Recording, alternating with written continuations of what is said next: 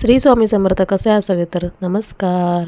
तर सकाळ झालेली आहे आणि 6 वाजलेत. तर उजेड बघा केवढा आहे. तर म्हटलं कचरा काढून घेऊ लगेचच. काही प्रॉब्लेम निमित्त तर म्हटलं लवकर उठलेली. तर म्हटलं कोणी नव्हतं कळत, म्हटलं कचरा काढून घेऊया. तर पटापटा कचरा काढला आणि पुसून घेतलं लादी वगैरे. आणि आंघोळीला गेली. आंघोळीचं पाणी तापलेलं, म्हटलं लगेच आंघोळ करून घेऊया. आंघोळ केल्यानंतर जेवणाचा परत मोठा वेध असतो, तो जेवण करायला घेतलं लगेच.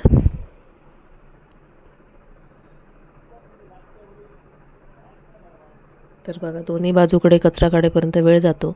आता मी स्पीड लवकर केला आहे, पण जो काही वेळ लागतो रिअल टाईममध्ये तो तेवढाच वेळ लागतो दोन्ही टाईपला. अंगण मोठं असल्यामुळे. तर झालं. तर वरच्या रूममध्ये जो अंगणानंतर वरचा रूम आमच्या इकडे लोट्यावर म्हणतात, तिथे मी कचरा काढून घेतला आहे लगेच आणि पुसून घेतलं आणि आंघोळीला गेले.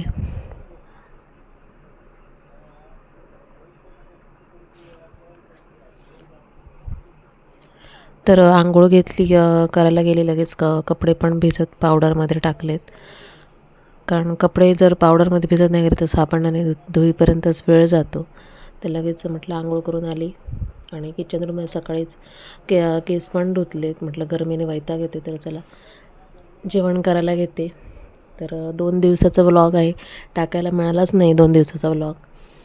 तर तर कळशीमध्ये मी पाणी गाळून घेते आणि ते थंड झाल्यानंतर प्यायला लगेच टोपात, म्हणजे 1 दिवसानंतर ओतते.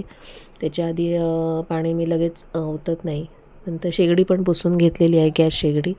बेसिंग वगैरे स्वच्छ आदल्या दिवशीच केलेलं आहे स्वच्छ. तर रोज उठल्यानंतर मला शेगडी पुसल्याशिवाय जेवण करताच येत नाही, कारण रात्रीची जुरळ पाल वगैरे फिरतात.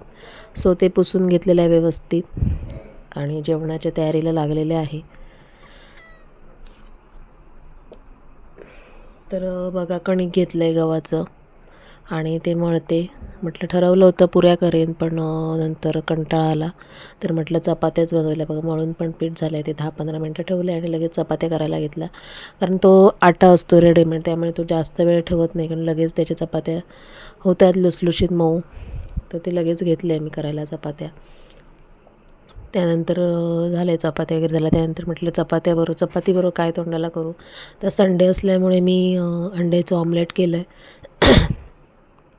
तर कांदा, टोमॅटो, अंडं, मीठ, हळद, मसाला हे सगळं मिक्स केलं आहे. मुलांसाठी स्किप केलं आहे मसाला वगैरे. तर चपाती पण रेडी झालेली आहे. मिस्टरांना जायची घाई असल्यामुळे भराभरा सगळं करावं लागतं.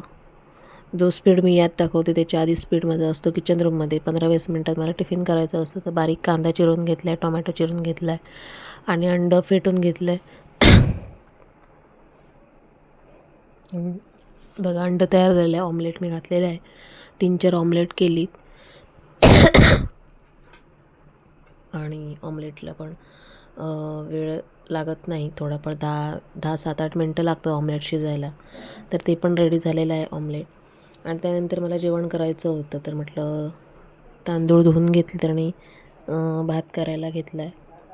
हा दुसऱ्या दिवशी सोमवार नाही, संडेचा दुपारचा ब्लॉग आहे. त्यानंतर बघा कुकर घेतला. कुकरमध्ये मी जेवण काय करू म्हणून भात लावलेला आहे.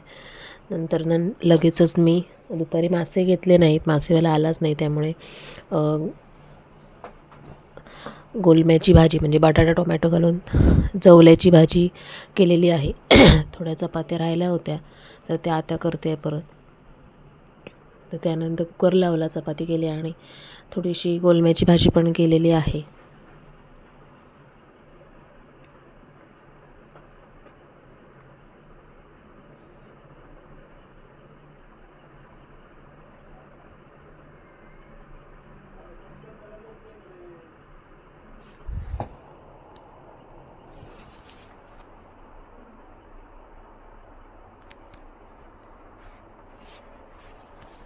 चपात्या खायला बऱ्या वाटतात. करताना एवढं आता गरमीने वैताग येतो जेवण करायला. एवढी गरमी वाढली 2-3 दिवसात, भरपूर गरमी झाली आहे आणि झोप पण लागत नाही त्या गरमीमुळे. तर सगळ्या चपात्या करून झाल्या. तर लास्ट वन एक राहिलेली, ती पण करायला घेतली. एकी बाजूला ऑमलेट शिजतं आणि दुसऱ्या बाजूला चपात्या चालू आहेत.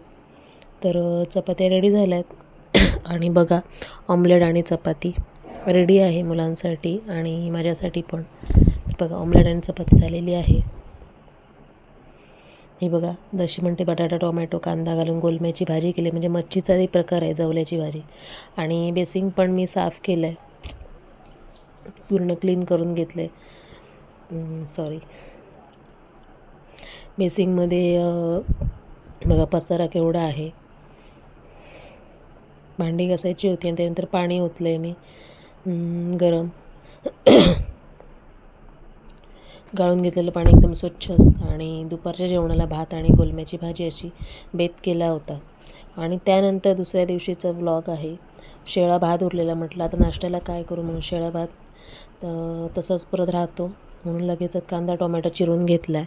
बागेतीलच कढीपत्ता आणला आहे, बटाटे दोन कांदे आणि एक टोमॅटो असा सगळं चॉपरमध्ये करून घेतलं आहे.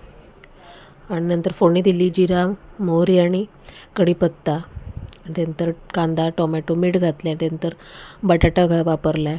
आणि हे सगळं व्यवस्थित शिजल्यानंतर मी हळद मसाला आणि कोथिंबीर हे परत 1 मिनटं परतून त्याच्यानंतर भात वापरला आहे. आणि त्यानंतर मी फोडणीचा भात किंवा मसाले भात म्हणू शकतात तो तयार केला आहे. तर व्लॉग आवडल्यास नक्की लाईक करा, शेअर करा,